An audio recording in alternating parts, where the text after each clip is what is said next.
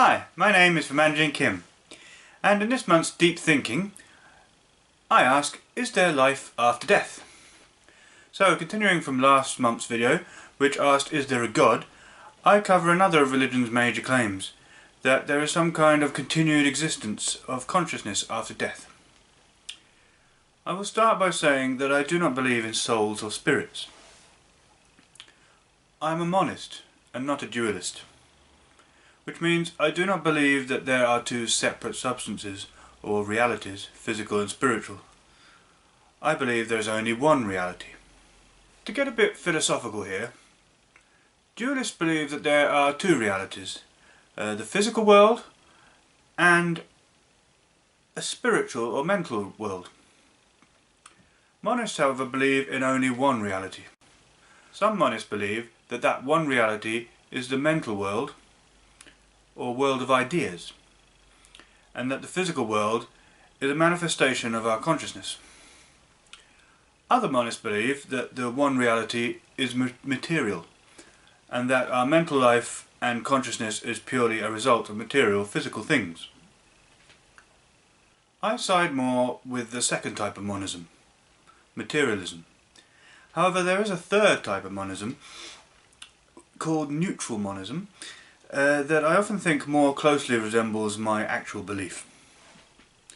That is, that both the physical and the mental, or spiritual even, are intertwined and are manifestations of the same reality. I think whatever is out there, material, spiritual or mental, must be part of the same one reality that we all inhabit. That in some mysterious way the mental spiritual world is an attribute of the physical world, and can neither be fully reduced to the level of mere physicality, nor can it be entirely separated from the physical either. I think our consciousness is both explained by the physical reality, but also in some sense it transcends it. It's like another aspect of reality is revealed that was lying dormant within it all along, but until the right conditions allowed it to emerge. And now another dimension has been revealed, almost, but nevertheless the cause of the phenomenon is completely physically explicable. So much for the confusing headfuck of my philosophy of mind. But no, I don't believe in souls or spirits. Everything that a person is can be explained by the workings of that person's brain.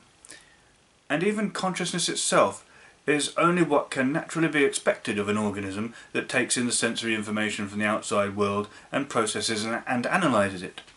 Of course it has experience. It's aware of its surroundings. So that must mean that when the brain ceases to function, that the person is no more, their consciousness and personality is extinguished. It's a scary thought. The idea that your awareness will one day simply stop. Nothing more. Complete standstill. Not even the experience of nothing, just time freezes and stop. Blinked out of existence. The thought that it will one day happen to me often stops me in my tracks, an anxious judder of panic, frozen in terror at the prospect. I try not to think about it too often. I mean, what would be the point? You have to live your life after all, otherwise you're dead already.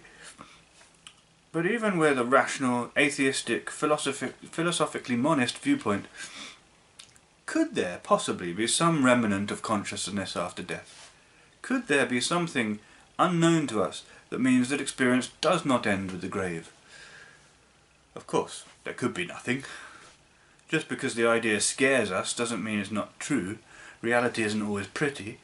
And of course I could list all the reasons we don't want it to be true.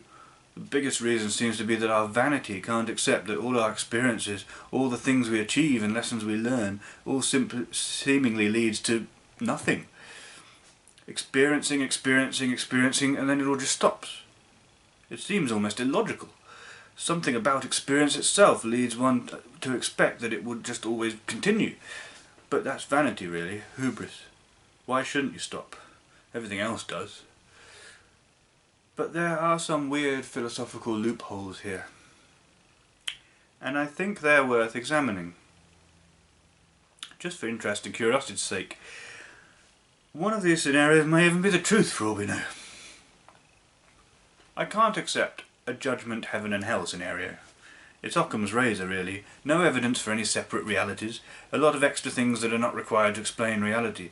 Also, the judgment and heaven and hell thing is so obviously the product of our own minds and wishes, and a rather simplistic model based on our own biases, and a rather immature desire for revenge and reward.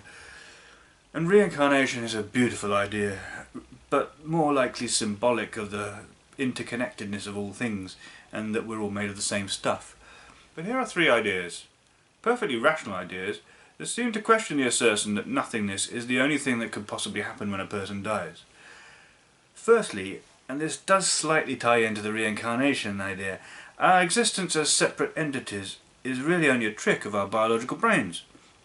We are all made of the same atoms and forces as everything around us. Our consciousness itself is a complex process of interactions, from the various physical things that interact with our bodies to create sensory data for us, light, vibrations in the air, tiny molecules we breathe in, etc., through all the cellular interactions inside our own bodies and brains. We are intimately connected to the world around us, and we are made of the same things as everything around us too. Who can really say where one being ends and another begins? Also, every part of what makes you you changes over time. All your cells, even all your molecules and atoms, are completely changed 5 years down the line. How are you even the same person that you used to be? There is a real philosophical problem about the continuity of identity. Who can say that you don't sort of die and are reborn every second of every day? And if that's the case, and yet your consciousness seems to continue, then how do you know that your consciousness really stops when you die and doesn't simply segue into some other consciousness out there? And in fact, who is to say that once you step outside of the confines of your subjective biological brain, that the reality of consciousness itself isn't some kind of universal connectedness of all things? I know, you need a brain for consciousness to happen, but there will be other brains out there with their own experiences, and when you factor in the problem of the continuity of identity and the fact that we're all made of the same stuff, who's to say that it's not the case that as long as there is conscious experiencing happening somewhere, that you will continue to experience some of it? The second weird idea is to do with the nature of linear time. Isn't our experience of time as flowing in a linear fashion from past to the future also a product of our biological brains? Physics has already considered that from a non-subjective standpoint, the mathematical formulas still make sense whichever direction time is travelling in. The universe doesn't care which direction time flows. If it's only our subjective experience of time that is a linear process from past to future, then who's to say, once you step outside of the biological brain, that time doesn't do something else instead? Who can say that when you die, that you don't experience those last moments for an eternity? Or that you don't start to experience time in reverse, going backwards through your own timeline? Or that you don't loop back to the beginning of your life and start all over again, perhaps being able to make different choices this time? And that last suggestion leads me to the third weird idea about death and the possibility of continued consciousness. Physics also teaches us that there might be a multitude of alternative universes. A multiverse. It has been theorized that every event or decision causes universes to branch off from each other, so that every conceivable possibility has its own parallel world. I have heard a strange idea that when you die in this universe, you simply wake up in a parallel universe where you didn't die. Maybe that situation could continue indefinitely, so that you eventually wind up in a universe where you never ever die. It's worth thinking about. At the very least, it could conceivably be that you really experience all your parallel selves simultaneously, so if one of you dies, never mind, there are still countless others out there. Maybe none of those are true. Maybe all of them are. But we should be cautious about being dogmatically certain in our statements about something that, quite honestly, no one really knows about. There are more things in heaven and earth than are dreamt of in your philosophy, as the great bard said. Thanks for watching.